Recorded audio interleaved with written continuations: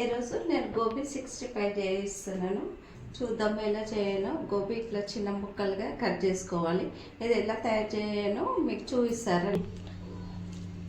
Hot వాటర్లో ఈ గోబీ వేసుకోవాలి.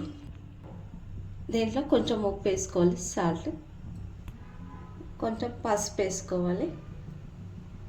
ఇది 3 minutes వెయిట్ చేసుకోవాలి. దీంట్లో ఏదైనా పురుగులు ఉంటే వెళ్ళిపోతాయి, క్లీన్ అవుతుంది.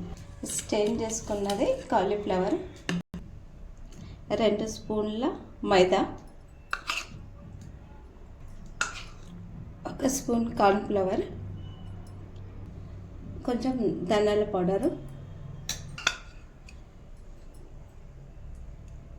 కొంచెం పెప్పర్ పౌడర్, కొంచెం గరం మసాలా, కొంచెం అల్లము, కారము,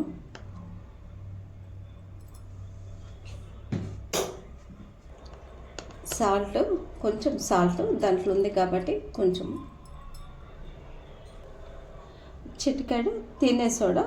అన్నీ బాగా కలుపుకోవాలి. వాటర్ వేసి లైట్గా వాటర్ వేసుకోవాలి.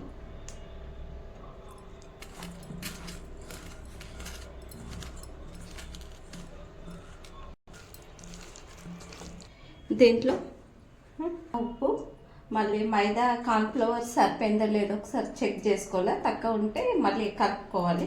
డీప్ ఫ్రై చేసుకుందాం.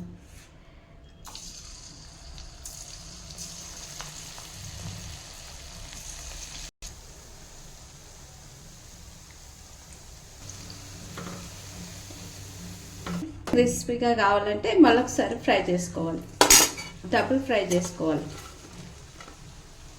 ఇంకొక ప్యాన్ పెట్టుకొని దాంట్లో పచ్చిమిరపకాయలు, కరివేపాకు, కొంచెం ఎల్లిపాయలు, అల్లము 2 కలిపి ఇప్పుడు ఈ గోబీ దీంట్లో వేసుకోవాలి.